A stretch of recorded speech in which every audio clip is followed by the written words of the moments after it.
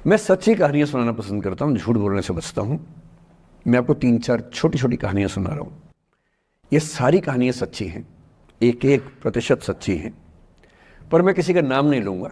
जिनकी कहानी है उनका नाम नहीं लूँगा, उनकी प्राइवेसी का मामला है। पर हाँ, सच्ची कहानियाँ हैं। अच्छी बात है कि इन कहानियों के किरदार हम लोग नहीं बने, ईश्वर करे हम कभी ना बने, लेकिन कहानियाँ सच्ची हैं। जब मैं दिल्ली आया था 1990 में, मैं हरियाणा के एक शहर से, भिवानी से दिल्ली आया था पढ़ने के लिए। मेरे ड्रीम कॉलेज में हंसराज भी एक था, पर मेरा संयुक्त से मेरा एडमिशन जाकिर हुसैन में हुआ। मेरे अंक ठीक थे, यहाँ हो सकता था, पर मैं तो नई दिल्ली स्टेशन पे उतरा, बाहर निकला, पता लगा वहीं एक कॉलेज है, वहीं एडमिशन ले लिया मैंने।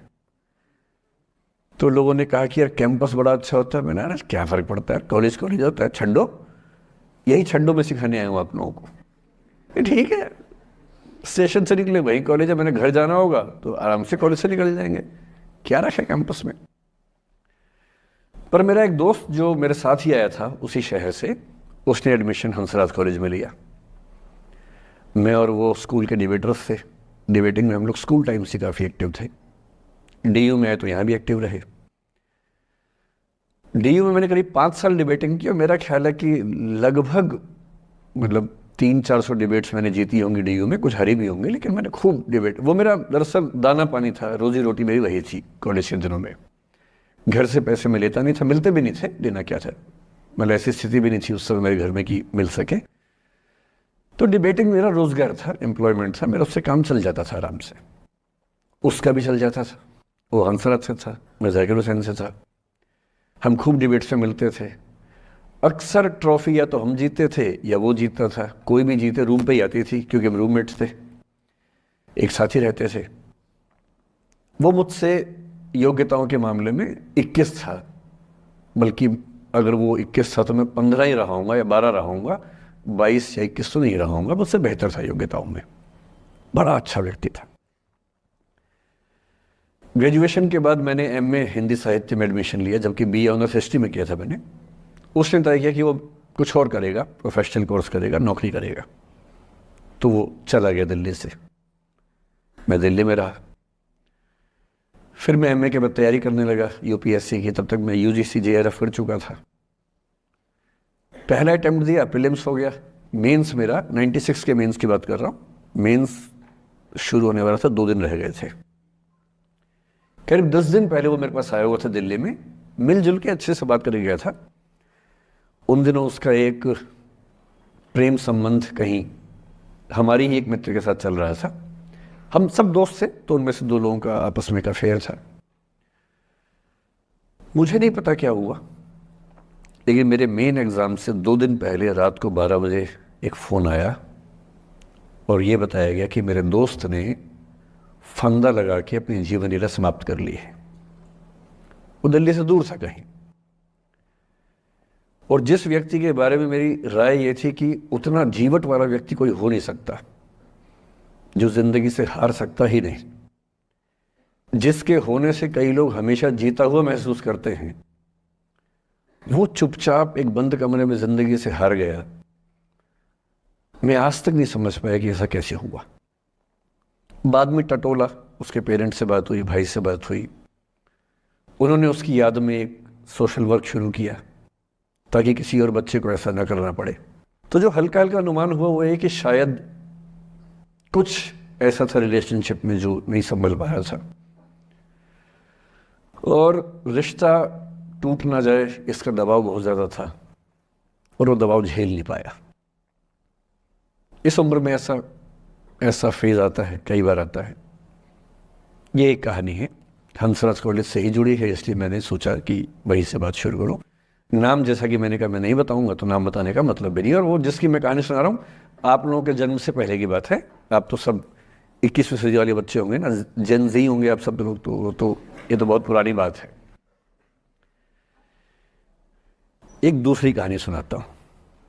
मैं आपको 2-3 कहानियाँ सुनाऊंगा, फिर उन सबका सार निकाल लेंगे एक साथ हम लोग। दूसरी कहानी ये है कि जब मेरा सिलेक्शन हो गया 97 में, मतलब 96 अटेम्प्ट में पहली बार में मेरा सिलेक्शन हो गया था, मैं एक्सटेंशन लेके तैयारी कर रहा था और डीयू में मैं पढ़ा भी रहा था उस समय। तब मैं शायद डीएवी कॉलेज में था या अग्रसेन को, मैं 2 जगह पढ़ा है डीयू में, तो उनमें से किसी कॉलेज में पढ़ा रहा था उस समय में। तो उस समय एक लाइब्रेरी है कैंपस में ही, सेंट्रल रेफरेंस लाइब्रेरी, आप जानते होंगे, CRL बोलते हैं, जो विवेकानंद जी की स्टैचू है उसके सामने ही वो लाइब्रेरी है। उस लाइब्रेरी में नीचे सब बैठ के पढ़ते हैं और टॉप फ्लोर पे रिसर्च फ्लोर है जहाँ MPhil PhD वाले बच्चे पढ़ते हैं। मैं उस समय शायद PhD कर रहा था या MPhil खत्म हुई थी, वहीं बैठता था, पढ़ता था रोज। कई दोस्त पढ़ते थे हम लोग वहाँ। हम सुबह 8 बजे लाइब्रेरी खुलते ही वहाँ घुसते थे, रात को 1 बजे निकलते थे लाइब्रेरी बंद होने के समय। तो वहाँ एक छत थी, छत पे छोटी सी कैंटीन थी जहाँ हम लोग जब जब बोर होते थे दिन में 3-4 बार जाके चाय पीते थे। चाय पी ली, बिस्किट खा लिया, थोड़ी गप्पे मार ली, वो सब वहाँ करते थे। तो वहाँ मेरे बहुत सारे दोस्त थे, उनमें से कई लोग अब बहुत सीनियर सिविल सर्वेंट्स हैं, कुछ लोग प्रोफेसर्स हैं DU में। 2 बच्चे थे मुझसे जूनियर, 3-4 साल जूनियर थे, बड़े प्यारे बच्चे थे। मुझे उस समय तक पढ़ाई लिखाई का शौक अच्छा खासा हो गया था, तो वो रोज़ मेरे साथ बैठते थे केवल बात करने के लिए। किसी मुद्दे पर बहस करनी है तो बहस होती थी, समझते थे। फिर मुझे पता लगा कि वो दोनों रिलेशनशिप में हैं, रिश्ते में हैं, दोनों ने शादी भी कर ली। उनकी योजना DU में पढ़ाने की थी या सिविल सर्विस की भी थी, शायद, पता नहीं। मेरा इंटरेक्शन बहुत ज़्यादा उसके बाद रहा नहीं उनसे, क्योंकि मैं सर्विस में चला गया था। इतने जिज्ञासु बच्चे थे दोनों, इतने जिज्ञासु कि उनसे मिलकर तबीयत खुश हो जाती थी कि हर चीज़ जानने का मन करता था उनका, हर विषय पढ़ने का मन करता था। एकदम जीवन से भरे हुए बच्चे, आंखों में चमक ऐसे। फिर दोनों की शादी हुई तो मैं शादी में जा नहीं पाया, क्योंकि मेरा रिश्ता सिर्फ लाइब्रेरी में 1 घंटा गप मारने वाला था, उससे ज़्यादा था नहीं रिश्ता उनके साथ। फिर सुनता रहता था कि मैं सब बढ़िया चल रहे, पढ़ाई कर रहे हैं, तैयारी कर रहे हैं। इंटरकास्ट मैरिज की उन लोगों ने, खूब हंगामा हुआ, दोनों घर में तलवारें खिंच गई, किसी तरह से तलवारें संभाली गई, मैनेज हुआ, दोनों साथ रहने लगे। और फिर 3-4 साल के बाद एक दिन मैंने खबर सुनी कि उस बच्ची ने फंदा लगा के जीवन लीला समाप्त कर ली। ये बात भी दिल्ली विश्वविद्यालय की, ये उस दौर के सब लोग इस कहानी को जानते हैं। मेरे ख्याल से ये दोनों कहानी आपके प्रिंसिपल मैडम जानती होंगी, नहीं ध्यान कर पाएंगे तो मैं उनको जैसे नाम बोलूंगा अकेले में वो तुरंत समझ जाएंगे मैं किसकी बात कर रहा हूं। मैं आज तक नहीं समझ पाया कि ऐसा क्या हुआ होगा। तो बाद में अनुमान जो हुआ वो ये, इंटरकास्ट मैरिज, परिवार का दबाव, समाज का दबाव, आपस के दबाव, टॉक्सिक रिलेशनशिप, अंत में उस दबाव को न झेल पाना और जीवन समाप्त कर देना, ये हुआ। ये 2 घटनाएं हैं। एक तीसरी घटना ये है कि दिल्ली में आज से 25 साल पहले घटना घटी। आप लोग तब बस पैदा हुए होंगे, घुटनों में चल रहे होंगे, या उससे 5-7 साल पहले की बात रही होगी। ये घटना दिल्ली के सब सीनियर लोग जानते हैं, जिनकी उम्र 35-40 साल है वो सब जानते हैं इस घटना को। मोबाइल फ़ोन में वीडियो नया नया आया था उस समय। अब तो आपके हर फ़ोन में वीडियो है, अब तो सामने भी है, ताकि आप वैसा वाला मुंह बना के सेल्फी खिंचवा सके। पाउट बोलते हैं ना, मैं उसको देसी भाषा में सूअर जैसा मुंह बोलता हूँ, और वैसा ही बनता भी है, क्यूट क्यूट सा सूअर जैसा मुंह बना के लोग सेल्फी खिंचवाते हैं, उसको बोलते हैं पाउट। तब तो कैमरा फ़ोन में पहली बार आया था, तब लोग अभ्यस्त नहीं थे। अब जैसे आप लोग कितने अभ्यस्त होंगे, हम भी होने लग गए। अब हम किसी से बात करते हैं तो हम ये एज्यूम करके चलते हैं कि उसने फ़ोन में कुछ ना कुछ ऑन कर रखा होगा, या तो आवाज़ रिकॉर्ड करेगा या वीडियो बनाएगा। तुम कितने केयरफुल होकर बोलते हैं, कितने कॉन्शियस रहते हैं। और सर्विलांस सोसाइटी की सबसे बुरी बात यह है कि हम हमेशा चौकन्ने रहते हैं, हम सहज हो ही नहीं पाते। सहज रूप से 2 लोग बात कर लें, हो ही नहीं पाता। तो मैं तो अपने ऑफिस में कई बार ऐसा करता हूँ, जब हम 3-4 लोग बैठते हैं इनफॉर्मल बातचीत के लिए, हम सब अपना अपना फ़ोन कमरे के बाहर छोड़ के आ जाते हैं, फिर 2 घंटे बात करते हैं। इस भय से मुक्त होके कि कहीं कोई रिकॉर्ड तो नहीं कर रहा। ये हालत है आज की। उस ज़माने में तो फ़ोन थे। मोबाइल फ़ोन आया था भारत में लगभग 1995 के आसपास पहली बार। बड़ा महंगा था, 16 रुपये प्रति मिनट इनकमिंग, 16 रुपये प्रति मिनट आउटगोइंग, ये रेट से उस समय। और फ़ोन वो थे जिनसे आप कील भी ठोक सकते हैं, वैसे वाले फ़ोन थे, बटन वाले फ़ोन थे। नोकिया एक कंपनी थी, उसके फ़ोन हुआ करते थे। उसके 4-5 साल के बाद क्या हुआ, पहली बार किसी कंपनी ने फ़ोन में कैमरा लगा दिया। ये बात उस समय के लोग नहीं समझते थे। जब भी नई तकनीक आती है उसको समझने में टाइम लगता है। जो पहले समझते हैं फ़ायदा उठा लेते हैं, जो थोड़ा लेट समझते हैं वो उसका नुकसान उठाते हैं। उस समय दिल्ली के एक प्रसिद्ध स्कूल में 11वीं-12वीं क्लास के 2 बच्चों में आपस में कोई रिलेशनशिप रही होगी। वो दोनों किसी ऐसी सिचुएशन में थे जो सिचुएशन बहुत ही प्राइवेट किस्म की थी, बहुत निजी किस्म की थी, जिसको पब्लिक नहीं कर सकते। कुछ फिजिकल रिलेशनशिप जैसा मामला था। उस दुष्ट लड़के ने लड़कों के इतिहास को कलंकित कर, लड़कों का इतिहास वैसे भी कलंकित ज़्यादा है, उसे और कलंकित करते हुए उस पूरे सिचुएशन का वीडियो बना लिया। ऐसे मामलों में दुर्भाग्य है, मैं लड़का हूं इसलिए लड़के पवित्र थोड़ा ना हो जाएंगे। लड़का है, इतिहास कलंकित तो है, उसका वीडियो बना लिया और दुष्टता का चरम स्तर निभाते हुए वो वीडियो अपने एक दोस्त को शेयर कर दिया। ये कहे कि किसी और को दिखाना मत। जैसा कि होता है अफवाहों की दुनिया में, हर अफवाह एक व्यक्ति एक को ही बताता है, ये कह के किसी और को मत बताना, और अगला व्यक्ति भी अगले को यही कह के बोलता है किसी और को मत बताना। और इस तरह से पूरे शहर को खबर होती है और सबको लगता है कि सिर्फ मुझे पता है। वो वीडियो फैल गया।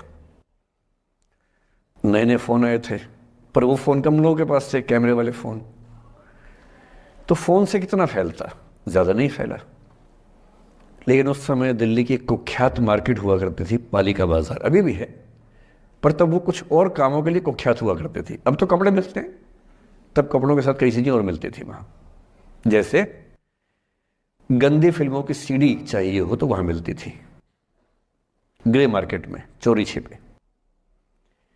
इस वीडियो को सीडी में कन्वर्ट करके लोगों ने वहाँ से खरीदा, लाखों करोड़ों की संख्या में। नए नए टेलीविज़न चैनल प्राइवेट आए थे, और प्राइवेट टीवी चैनल को खबरों की भूख इतनी होती है कि वो खबर के लिए जान दे सकता है और जान ले भी सकता है किसी की। 24 घंटे इस खबर पे, इस चीज़ पर खबरें चल रही थी सारे चैनल्स में कि ये वो लड़का है जिसने ऐसा किया, ये वो लड़की है, ये वो स्कूल है, इस स्कूल की प्रिंसिपल से बात करेंगे, इससे बात करेंगे। वो जो बच्ची थी जिसकी इसमें कोई गलती नहीं थी, सिवाय इसके कि वो किसी एक लड़के से प्रेम करती थी, जो कि उस उम्र में बच्चे कर बैठते हैं। इसके लिए बहुत चिल्लपौनी मचानी चाहिए। अब बच्चों को आप हर बात पे अपराधी नहीं मान सकते। उस बच्चे की गलती सिर्फ इतनी थी कि उसने अपने दोस्त पे भरोसा किया, जो भरोसे के लायक था नहीं। वो नीच किस्म का व्यक्ति था जिसने उस संबंध की गरिमा को समझा नहीं। उस बच्ची के घर के बाहर 24 घंटे न्यूज़ चैनल से कैमरे खड़े रहे। घर से कोई भी निकले 50 कैमरे पीछे, आप बताइए आपकी बेटी कैसी है, आप बताइए आपकी बहन कैसी है। अंत में उस पिता ने अपनी बच्ची को इस देश से बाहर भेज दिया। उसके कुछ दिन बाद की जो खबर टीवी चैनल से नहीं दिखाई, उसके पिता ने आत्महत्या कर ली। ये तीसरा इंसिडेंस है। ये सारी खबरें सच्ची बता रहा हूं मैं, इनमें से एक भी झूठ नहीं है।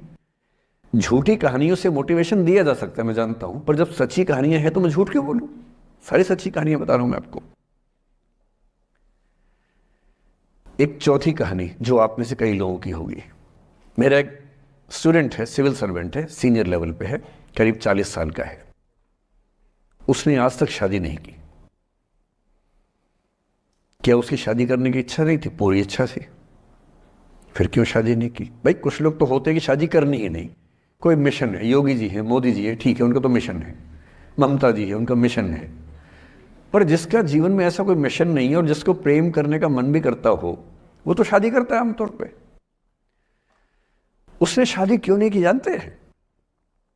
जब वो 25-26 की उम्र में था, जब वो मेरा विद्यार्थी भी था, एक दिन मेरे पास आके बोला कि सर एक बात करना चाहता हूँ। मुझसे मेरे स्टूडेंट्स ऐसी बातें खूब करते हैं पर्सनली आके, अब तो मैं टाइम कम दे पाता हूँ, पहले तो ये सब होता रहता था क्लास के अलावा। एकदम रोता हुआ आया, आंखों में आंसू भरे हुए बहुत सारे।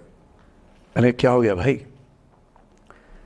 तो फिर उसने किसी का नाम बताया कि सर वो ही मेरी स्टूडेंट थी, कि सर उसके साथ रिलेशनशिप थी, उसने धोखा दिया है मुझे। अच्छा, धोखा देने वाली कहानियाँ मुझे बहुत अपील नहीं करती। मेरा मानना है कि दोनों पक्षों की गलतियाँ होती हैं। आप केवल अपने पर्सपेक्टिव से सोच सोच के धोखा करते रहते हैं, ऐसा थोड़ा ना होता है भाई। कुछ तो मजबूरियाँ रही होंगी, कोई यूं ही बेवफा नहीं होता, कुछ तो वजह होगी ना। आप थोड़ा उसकी वजह, उसका भी तो, उसकी कहानी भी तो सुनिए। और मैं जब जब दोनों कहानियाँ सुनता हूँ मुझे लगता है कि मामला ग्रे है। आप किसी एक पे उंगली उठा ही नहीं सकते कि इसने ऐसा किया। दोनों की गलतियाँ होती हैं, ऐसा थोड़ा ना कि एक की होती है। बहरहाल इन भाई साहब को ऐसा लगा कि धोखा हो गया उनके साथ, तो मैंने कहा चलो कोई बात नहीं यार, हो गया तो हो गया, तू नहीं कोई और सही, ऐसा क्या है। इतनी बड़ी दुनिया है, 8 अरब की आबादी अब है, उस समय भी 6-7 अरब तो थी। मैंने कहा 3.5 अरब 350 करोड़ में कोई तो होगी तुम्हारे लिए, ऐसा क्या है, कोई और देखेंगे। पर वो थोड़ा ज़्यादा सेंटिमेंटल था उस समय। धीरे धीरे पता नहीं उसके मन में क्या बैठ गया, उसके मन में ये बैठा कि दुनिया की सारी लड़कियां धोखेबाज होती हैं। ऐसे मूर्खों की कमी नहीं है दुनिया में, ऐसे बहुत मूर्ख हैं। दर्शन की दुनिया में इसे अवैध सामान्यीकरण कहते हैं, इलिसिट जनरलाइजेशन। इसका मतलब बहुत छोटे सैंपल के बेस पे ये समझ लेना कि ये थियरी पूरे ब्रह्मांड पर लागू होती है। एक लड़की ने धोखा दिया, मान लीजिए धोखा दिया, धोखा इसने दिया कि उसने दिया कि किसी ने दिया, जो भी कहानी हो, एक सैंपल से ये मान लेना कि सब ऐसे होते हैं। और उसके बाद से उसने कम से कम 10 बार कोशिश की, 10 लोगों से मिला, बातचीत की शादी के लिए। डेटिंग तो क्या करेगा 40 की उम्र में, लेकिन हाँ बातचीत करके देखा कि शायद रुचियाँ मिल जाए, स्वभाव मिल जाए तो शादी के बारे में सोचें। हर बार 3-4-5 मीटिंग के बाद वापस हट जाता है। अब तो मैंने पूछना बंद कर दिया है। जब तक मैं पूछता था, बोलता था कि सर 3-4 मीटिंग के बाद लगता है कि ये भी वैसी ही है। मैंने कहा भूल जाओ भाई, उससे भूल जाओ, बात खत्म हो गई। उसके बच्चे घूम रहे हैं आजकल स्कूल में, अब तुम कम से कम शादी तो कर लो। वो भाई साहब आज तक अकेले हैं, और अब तो बाज़ार में मूल्य भी कम हो गया उनका, अब विकल्प भी ज़्यादा नहीं मिलते हैं। अब जो विकल्प मिल रहे हैं वहाँ उसकी रुचि और कम हो गई है। तो पूरी संभावना है कि वो जीवन अकेले ही गुजरेगा उसका। एक अंतिम एग्जाम्पल देके फिर मैं निष्कर्ष की तरफ बढ़ूंगा। मैं एक आईएएस ऑफिसर को जानता हूँ, 2 आईपीएस को जानता हूँ, बहुत योग्य लोग, देश के सबसे अच्छे संस्थाओं से पढ़े हुए लोग, प्रॉपर आईएएस प्रॉपर आईपीएस में नौकरी करने वाले लोग, और इन तीनों ने अपना जीवन समाप्त कर लिया नौकरी में रहते हुए। क्यों? क्योंकि नौकरी और घरेलू जो दुविधाएं थी उनको झेल नहीं पा रहे थे, ना झेल पा रहे थे, ना भूल पा रहे थे, लेट गो नहीं कर पाए तो गिव अप कर दिया। और इसलिए मुझे अक्सर लगता है कि जितनी चीज़ें हम सिखाते हैं बच्चों को, हिस्ट्री, इकोनॉमिक्स, लिटरेचर, वो सब ठीक है, उनका भी महत्व है। शायद उससे ज़्यादा महत्व इस चीज़ का है कि ये समझें कि अपने इमोशंस को कैसे मैनेज करना है। जब जीवन में ऐसा लगे कि सब खत्म हो गया है, जब जीवन में लगे कि बहुत टॉक्सिक किस्म की लाइफ हो गई है, उससे बाहर कैसे निकलें, शायद ये सबसे महत्वपूर्ण लेसन होता है जो हम सबको सीखना चाहिए। मैंने कहीं से सीखा नहीं है, ना मैंने ऐसी किताबें पढ़ी हैं। हालांकि मैंने 2 किताबें मंगवाई हैं पिछले हफ्ते, पढ़ी नहीं है अभी तक, तो मैं किताबों के बेस पे नहीं जानता कैसे सीखते हैं, लेकिन ज़िंदगी से तुम सीख सकते हैं। इन कहानियों का सबका एक ही सार है, वजह अलग अलग है। एक व्यक्ति ने इसलिए अपना जीवन समाप्त किया कि वो रिश्ता उसके हाथ से छूट रहा था। एक ने इसलिए जीवन समाप्त किया कि ये रिश्ता बन गया था पर समाज के दबाव, घर के दबाव मैनेज नहीं कर पाए। एक ने जिंदगी भर शादी नहीं की सिर्फ इसलिए कि वो पुरानी यादों को भूल नहीं पाया। अरे एक बार गलती हो गई तो हो गई, आगे तो संभावना जीवन में है भाई, क्यों इतना हावी रखने उसी दिमाग के ऊपर। कुछ लोग देश की सबसे अच्छी नौकरी में होकर हर पैमाने पर सफलता की हर कसौटी पे खरा उतरने के बाद जीवन नहीं बचा पाए, क्योंकि दूसरों की नज़र में आप बहुत सफल हो जाए, अपनी नज़र में शून्य हो, तो फिर जीवन कैसे बने, जीवन कैसे बचे। इन सारी कहानियों का मूल भाव एक ही है, अगर आप खुद को हैंडल नहीं कर सकते तो दुनिया को क्या हैंडल करेंगे। दुनिया को हैंडल करने से पहले खुद को हैंडल करना सीखना पड़ता है, और उसका सबसे आसान जो रामबाण उपाय है उसको बोलते हैं द आर्ट ऑफ लेटिंग गो, जाने दो। वो अफसाना जिसे अंजाम तक लाना ना हो मुमकिन, उसे एक खूबसूरत मोड़ देकर छोड़ना अच्छा। साहिर ने लिखा,